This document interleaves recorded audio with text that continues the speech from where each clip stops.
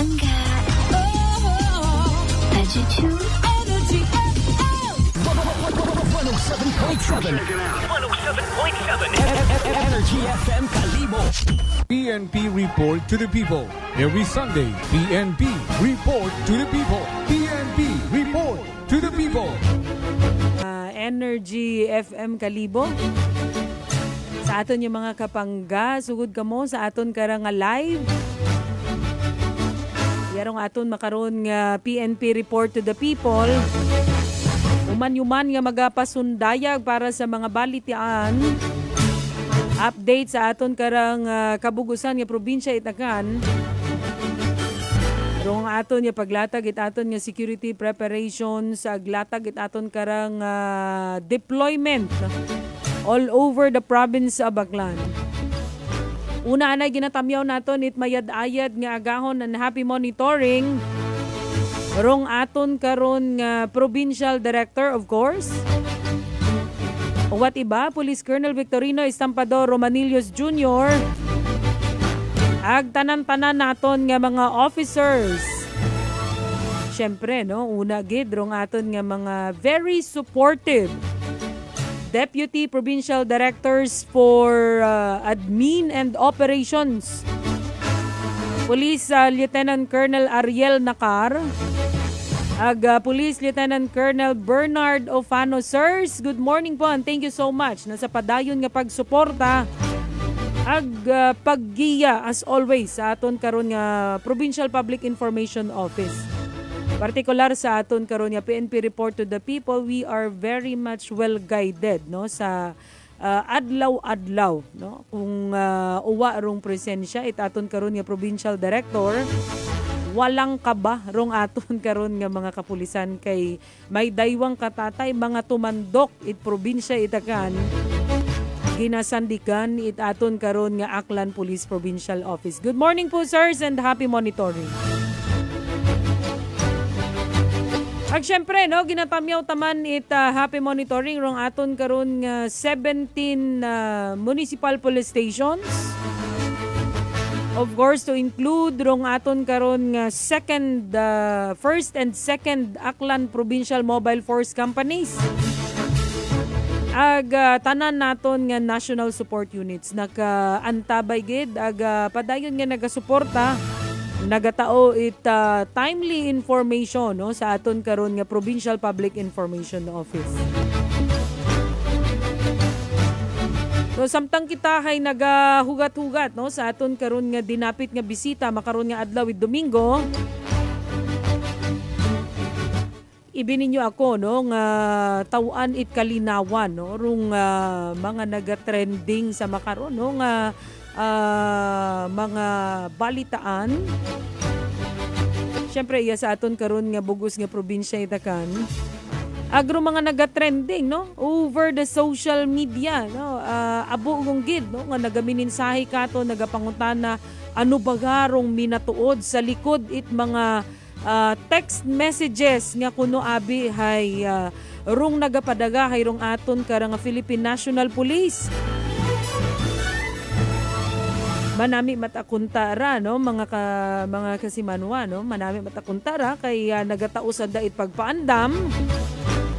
But considering rung aton karang kapulisan, partikular sa aton karang probinsya Itagan, wata kita nag-mensahe privately sa mga tao, no? Ag wala kita nag-send private messages sa mga group chats. Aton dun makaron nga himayon, aton nga pagbasahon, I think, para at least may ideya rong aton nga magabiro aton nga mga teachers kasi may mga teachers man nga mensahe kato no ano gid abaga ro minatuod.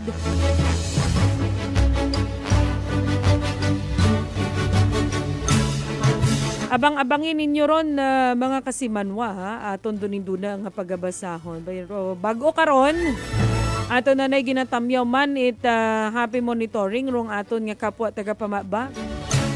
Si Police Staff Sergeant Crisel Lagati Katunaw nga bago gamang nag-celebrate sa anak karang birthday. belated happy birthday last August 21. Wagid na kami karagin tawit handa, masyadong masako, no? So, sukto naton ni Maura sa pilang inadlaw. Kay bahan niya sa aton karanga Energy FM. Abura na karanga utang. Magabayad, Mauro. Siyempre, ginatamyaw tama, no? Si Police Staff Sergeant Leonilyn M. Artes.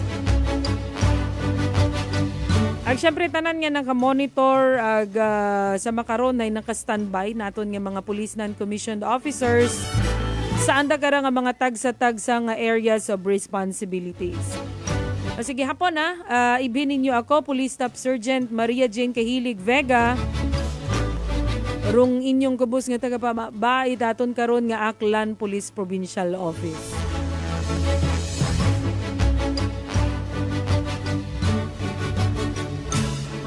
So una sa tanan, no, mga kasimanwa aton nga basahon, no, raya nga mga mensahe nga nagaabot, no, iyakaton gina-confirm gaano ka matuod, no. Una sa mensahe, please be alert, may grupo halin sa Maynila. Ari na sila subong sa Barangay San Isidro Haro. Kay nadakpan ang isa nila kaupod. Gapang kidnap sila bata kag mga teenager, bayi man or laki. Kaina sa Barangay San Isidro Haro, 3 gid kadalaga ila nakuha kag pakadto sila subong sa Sara kag San Dionisio. Please be alert gid kamo ari ila sa lakyan nga plate number. So may mga plate number pangara, no? Basi kung private arutag iya kudaya nga mga sagakyan gindrag anandaro pangagan or do plate number, no? Hindi naton pag i-reveal. Halin ang message, no, sa PNP Haro, palaptaha lang palihog. Hindi pag i-post, ipasa lang sa inbox ka mga paryente, utod, kaibigan, anak para hindi mabasa sang anda ka grupo. Please sacrifice kuno to message sa tanan kakilala. Thank you, forwarded from NUP Gando. Tapos sa idagom na nakabutang PNP. So ibig sabihin, nagapatunay nga raya nga mensahe hay halin kuno abi, no?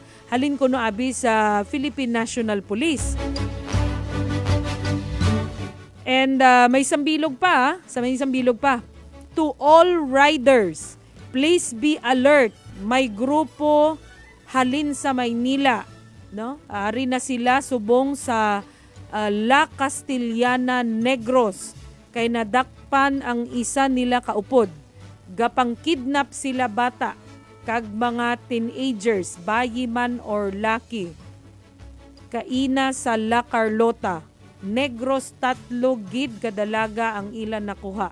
Okay? So, may una pa gid nga mga plate number, no? And then halin ini nga message sa PNP Bacolod. Sa PNP Bacolod mataraya kuno naghalin. Palaptaha lang lihog. Hindi lang pag i-post. Ipasa lang sa mga paryente para hindi mabasa sang mga grupo, no? Magsakripisyo para sa tanan. Thank you and keep safe to all riders. Please alert lang man kita diri sa Aklan. See? So, kung imong tanawo, no? Ginapagawa nandang ruraya nga mga mensahe hay maghalin sa aton karang Philippine National Police. But for now, no, mga kasimanwa, aton gid nga ginapamalibaran do daya nga mga mensahe. O nabatian ninyo kaina mga kasimanwa har ato nga mga messages ginapamalibaran it aton karang Aklan Police Provincial Office. Hindi ra official messages coming from our Aklan PNP. So if ever nga may una gitna nga mga advisories, dissemination, information campaigns, Official doon imaw nga gina-release no sa aton karang if for example no Altabas Municipal Police Station, aton nga Balete PNP, Numancia, Tangalan, kung ano imo nga municipal police station mga kasimanwa. Saan da nga official Facebook account una magaposte it daya nga mga mensahe. And rong aton ka nga Philippine National Police kung nagatao kita it advisories. Wala ta kita ga mensahe privately, no? Aton doon nga ginatao para sa kamagayran it kadamaan. And we also have our active local media partners. Ilabi rong aton nga Energy FM tamaan da kadasig, no? Una gagi-gagi sandara para makahathat ag makahatod it daya nga mga mensahe for the benefit no it aton kara nga mga kasimanwang aganon. So para sa aton nga mga teachers, parents and guardians, hindi gid kita basta-basta magpati no, hindi kita basta-basta magpati sa raya nga mga mensahe. Kay kung imong tanawo no daya hay pagpatagang gamang no sa aton karang mga kaigmanghuran. Kung mga na-mention di karon nga mga plate number, we just don't know no. We're not able to check basi kung anat aron it mga pribado nga tawo no. Ag hipabangdan do daya nga mga tawo dagan sa drive una ag tinuro gut ana gali kuno abi hay may krimen yut ang ginubra. So, everything will be subject for validation. Tawag kamo 24/7 sa aton karon nga Philippine National Police, the only organization nga wala gid gasara. O, hindi kita maging hesitant, okay? Kabay no nga nakatao kita ita manami nga impormasyon ag magtawag gid sa aton karon nga mga hotline numbers.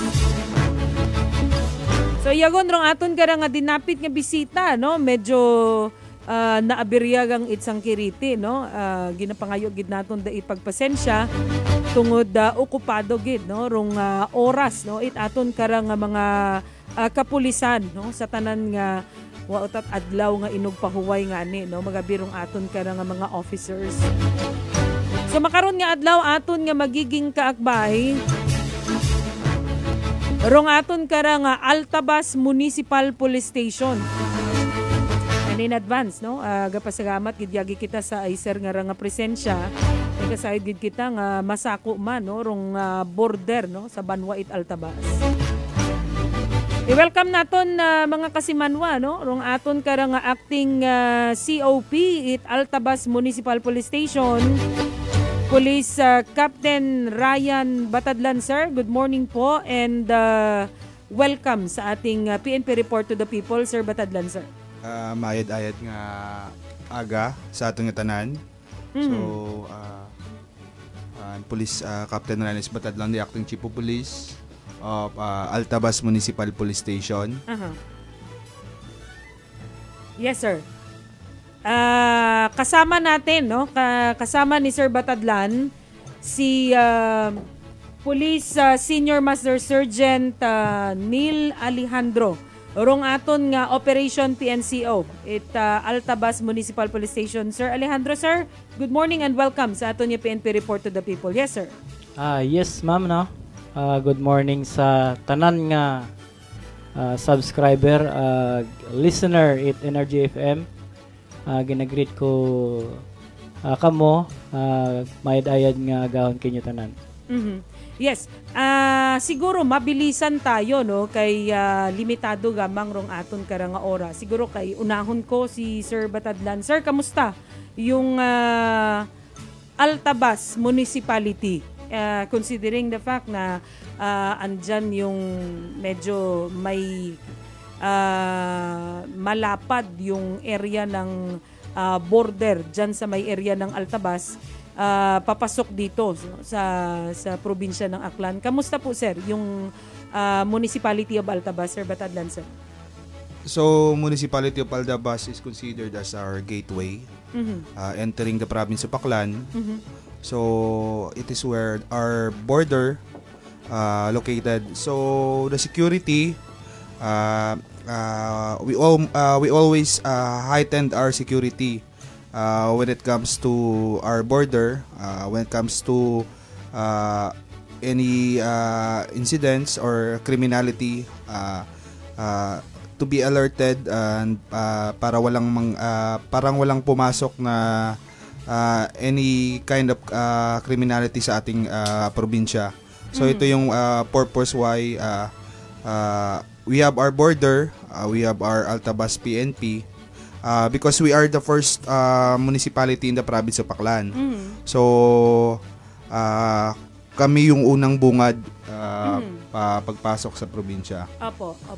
Ngayon sir, ilang mga 2 months na ba? Ilang weeks na ba na nag-open yung classes natin dyan sa Municipality of Altabas? Kamusta naman sir, considering na masabi natin na yung IPDP natin napaka-active kahit dito, ramdam na ramdam dito sa Municipality ng Kalibo at sa mga karatig bayan sa Altabas sir, kamusta? So for the opening of classes, sa pagsimula ng pagbukas ng klase natin, so we are all alerted. We have our IPDP coordinated also to the office of the LGU. We have our municipal auxiliary police and also our BPATs, or BC rin sa schools, sa pag-assist sa mga traffic natin, sa security ng mga schools natin at sa municipality. Isa sir sa isa sa magte-trend ngayon, alam naman natin na syempre yung pinaka-vulnerable talaga na mabiktima itong mga lawless elements, of course, yung mga schools natin, is yung mga kabataan kasi madaling malinlang, madali silang ma-convince, mabilisan lang, yung mga community relations PNCO natin sir, kamusta yung pagbisita natin sa mga schools?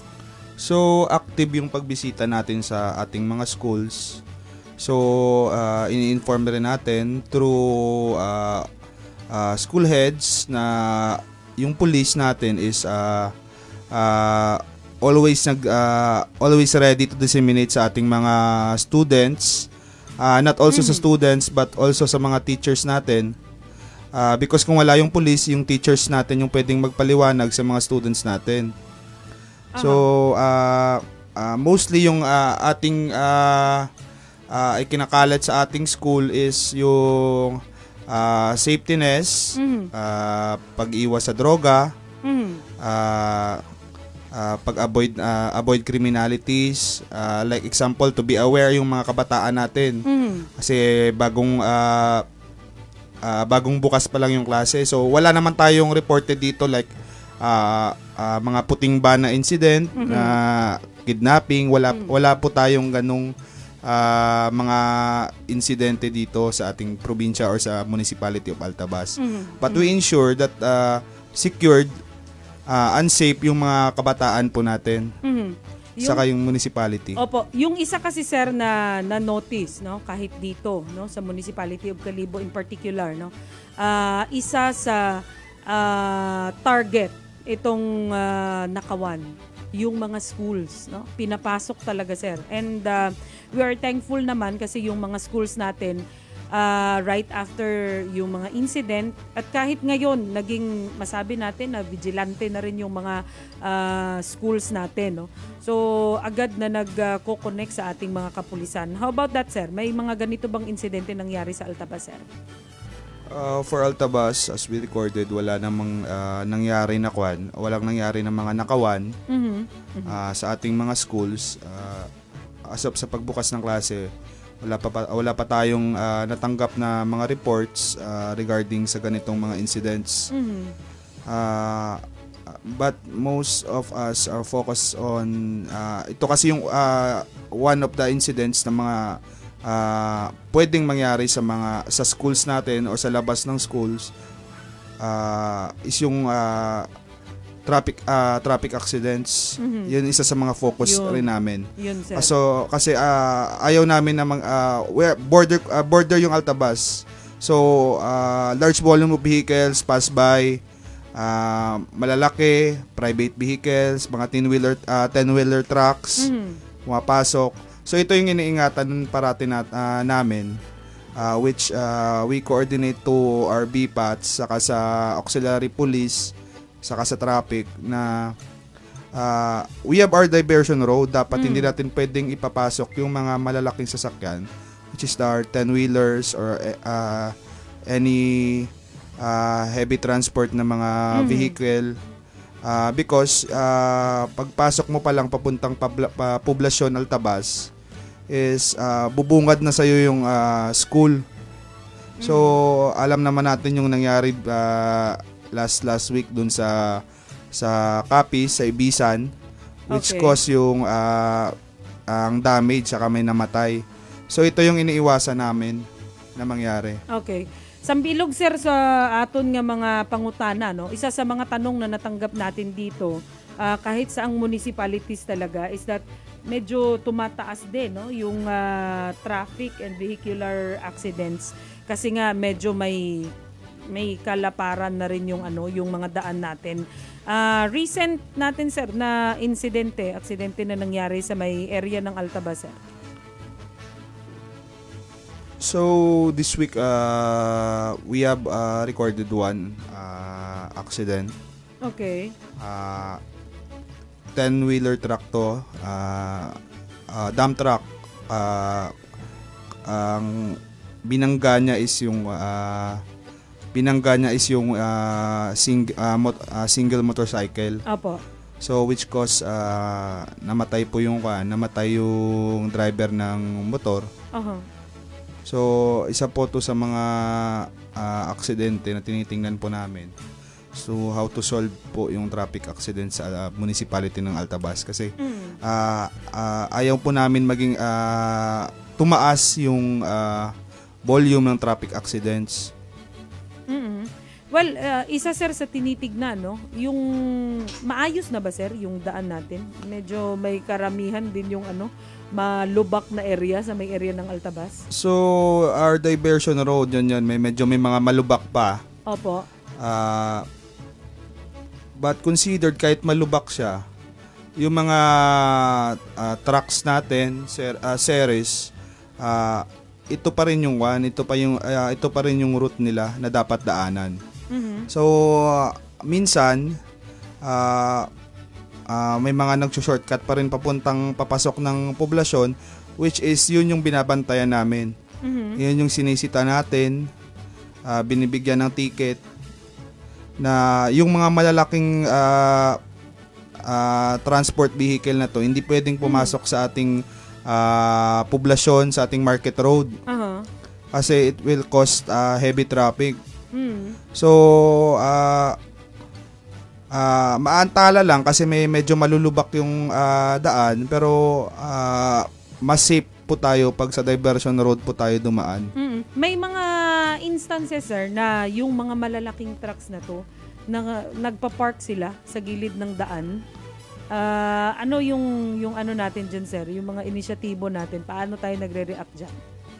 Kasi isa to sir sa nagiging cause kung minsan na medyo naaalanganin, lalo na yung mga kapatid natin na nainom. Siyempre hindi na matansya yung lapad ng daan, hindi nila alam likod na pala yun ng malaking truck, sir Batadlan, sir. Yes. So when it comes sa mga trucks na nagpo-park, most likely madaling araw, kasi pahingaan yung Altabas. Yes. So a large volume yung of trucks yung pumaparada sa gilid ng daan natin, mostly dyan sa may Morayan, Popos natin na area. Yung national highway na natin going to Balete, Calibo, Banga. So iyon, we have 4 lanes. We considered na magpa-park talaga yung mga kwan natin, trucks. Hindi po natin sinisita po na ganito when it comes na maayos naman po yung pag-park ng truck. Opo. So mapupunta po ito sa mga motor vehicles natin or mga motorista natin na be aware. Hindi po natin maiiwasan talaga yung aksidente. Pero nasa atin po. Tulad po niyan, magiinom po tayo. Dapat aware tayo na uuwi po tayo sa pamilya natin. So kailangan po nating maging aware sa safetyness po natin. Tama yun, sir, no? Kasi minsan nagpawala aton yung mga kasimanwa, no? Uuwi na lang, no? Talagang hindi tinatansya, no? Yung katawan natin kung kaya ba o hindi, no? And yun nga, actually sir, yung Aklan, isa tayo sa may pinakamataas na mga insidente ng disgrasya sa daan.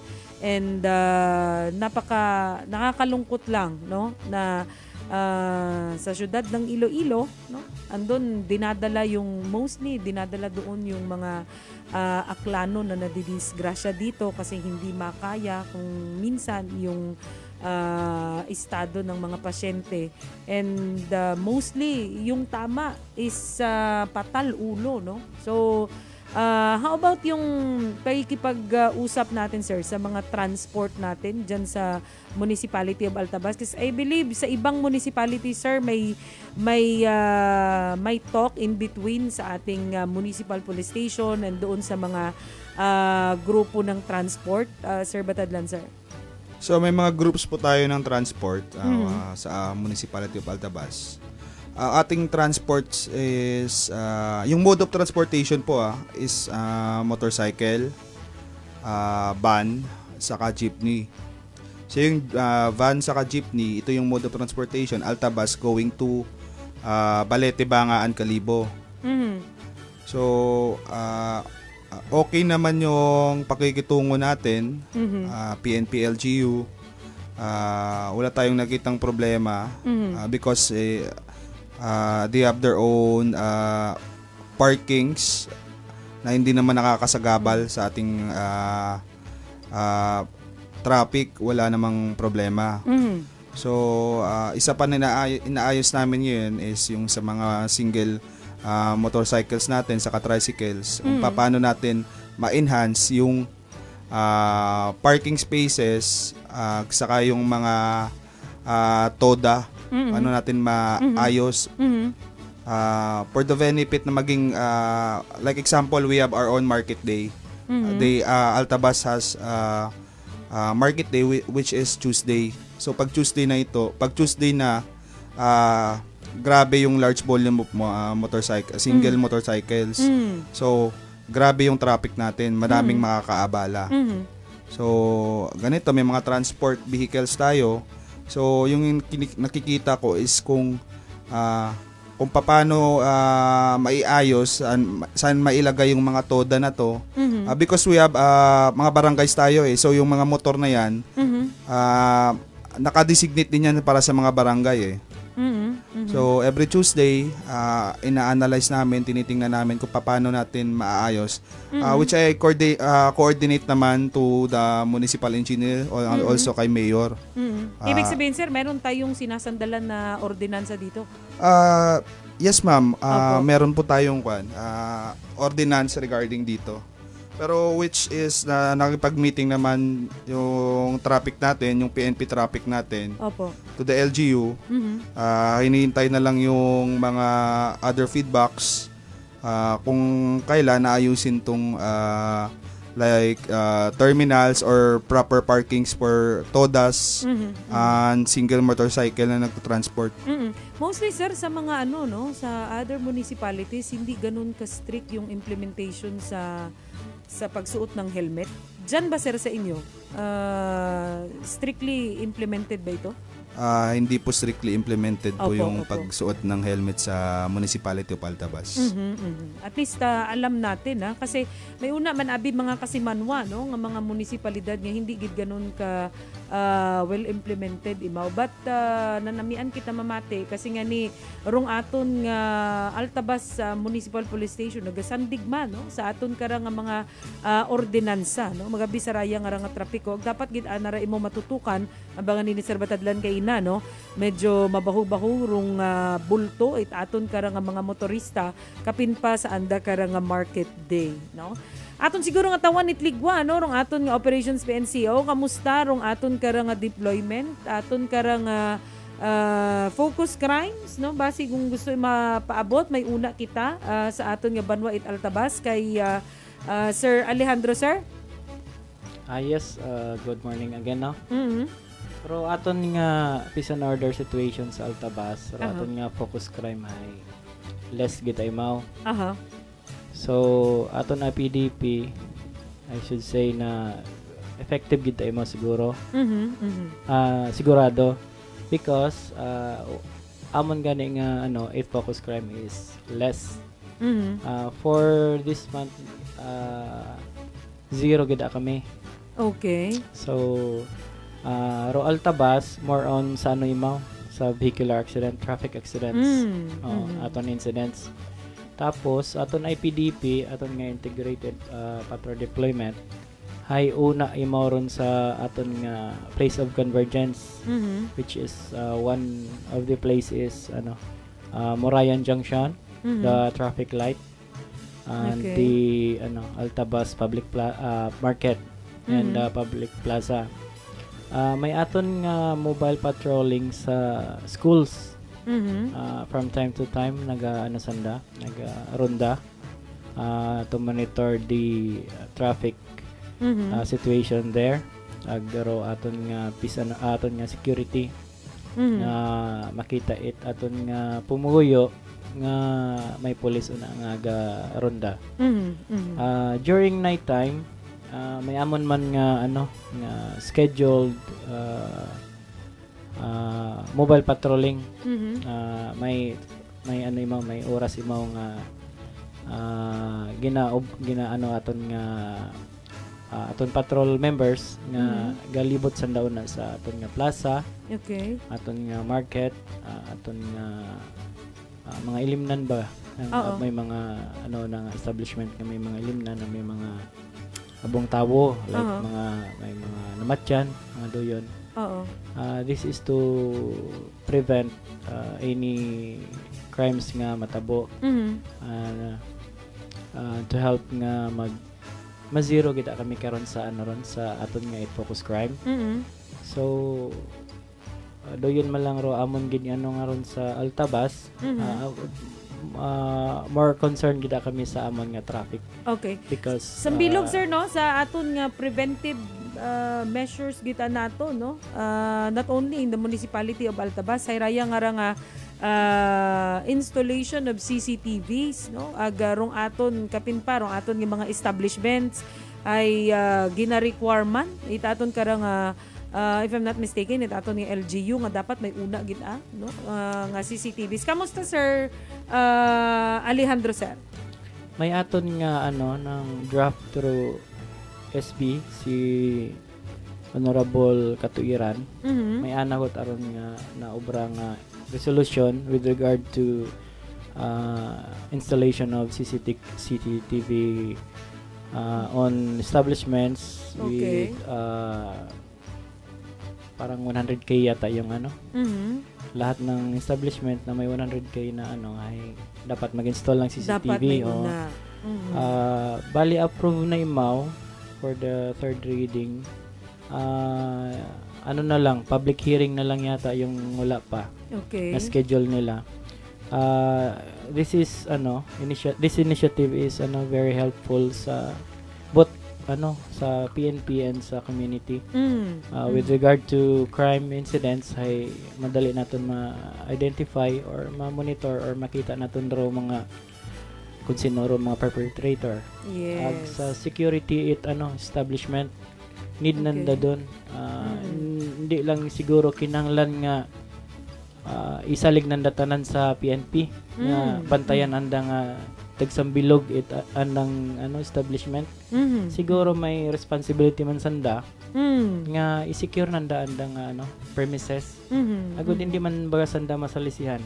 Kay kun PNP lat andang saligan ay siguro mingko bugat man doon sa aton nga part nga doyon lat aro andang saligan. Ag hindi naton kaya i-cover tanan nga sabay. Kung iya ka sa one place, do other place nga ron bakanti imaw, so ro aton nga mga perpetrator ay doon man lang nang Gabantay ginabantayan. man lang man. Oo. Gabantay man lang sa ron. Yes. Ito man na ro pulis. Iya man nakita. Mhm. Or maagi man na ro pulis karon makarang oras. Ay Yes. manago anay kita. Wala to naton maglabay.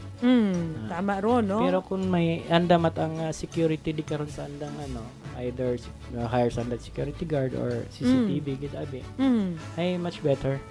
Anyway, sir, kung halimbawa nga mag-installar ka itaya nga ra nga CCTV, mamonitor mo Hindi ang basta nga nag-record yang ruraya nga ra nga CCTV, no? Mamonitor mo from time to time, makarang oras, may una gid Tungod may internet. Yes, ag madasig, sir, madasig nga maka-connect agad sa aton karang nga kapulisan if ever nga may una kita nga na monitor, connect agad para mas madasig, no? Umabot dong aton igto nga mga kapulisan. Hindi nga mabukad ba kita bukod it pareho dati nga hindi gid ganun ka no, kailangan bukaron do CCTV para makita makaron hay online, no, napaka timely, pwede mo ma-monitor anytime anywhere, Sir Alejandro, sir. Yes, so advanced naton nga makara aton time, aton generation, not like sa dati. Yes. Pwede ka mag-install CCTV. Kung may internet ka pagid, pwede mo ma-monitor mo sa imong cellphone or sa inyong balay or sa imong laptop or basta may internet ka. Ag doon security sa imong sa imong establishment. Yes. Feeling secured ka man ba? Tama ro, no? Thank you so much, Gid, kay Police Senior Master Sergeant Alejandro. Tsakto ron mga kasimanwa, no? At least ay kung may marandaya nga inisyatibo, ag kung halimbawa kita abimana nga, kasi may iba man abi, no? Nga panginwaga lang man because of the cost daya nga CCTV. Pero hay syempre mga establishmento una, no, nga maging responsible naman tayo. Maging responsable kita ag daya nga hay obligasyon naton da, no. Tama si Sir Alejandro nga iatang mo tanan sa aton nga kapulisan. Okay malang mata, no. Wa man nagareklamo rong aton nga pulis, okay lang mataron, but there are times matuod nga kung kisa nagadugugungan, kung kisa hay syempre medyo madelay kat security ag raya nga pag panerbisyo naton sa aton nga sa aton kara nga komunidad hay malit ka it mga split seconds kara abo na natatabo, no. So mas manami nga nagatandem dong aton karang kaya gintawag imo nga police community relations. Manami rong relasyon it komunidad it aton nga kapulisan nga kung sa siin bukas dong aton nga komunikasyon all the time, no, sa tanan nga oras. Agud at least hay tanawon tagaling kung hindi maubos do marandaya nga ra nga no, raya mga tawo nga ra kay hindi sanda makalusot. Siguro balikan ko si Sir Batadlan. Sir, isa sa inisyatibo, magandang inisyatibo, no, kung babalikan ko yung sinabi ni Police Lieutenant Colonel Bernard Ofano na maganda talaga na merong magandang relasyon yung municipal police station and lahat ng barangay council within the municipality sa pag-ensure ng security and safety araw-araw, gabi-gabi. Sir Batadlan, sir. Yes, ma'am. Totoo yun, ma'am. Police, we have our PCR, Police Community Relations. We are tasked, even ilang barangay pa meron yung municipality mo. Every barangay na yan, you have to be coordinated on that. We have our BADACs, we have barangay meeting, barangay visitations.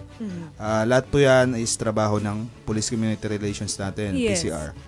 So, dapat yung kapulisan natin is connected sa barangay. Yes. Hindi lang po sa mga barangay officials, kundi sa nasasakupan ng barangay, pati sa nasasakupan ng barangay. Sa community of our barangay. Dapat sakop rin ng kapulisan kung paano kunin yung loob ng ating mga nasasakupan sa ganung barangay.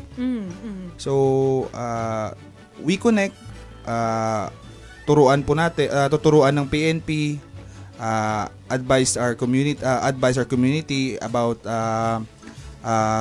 criminalities and illegal activities para po ang purpose po is to be alam po ng ating mga alam po ng ating community kung ano yung tama at kung ano po yung ginagawa ng PNP po natin. Bakit pumupunta po tayo sa barangay? At bakit po tayo nagpapakilala na ito yung trabaho ng ating kapulisan.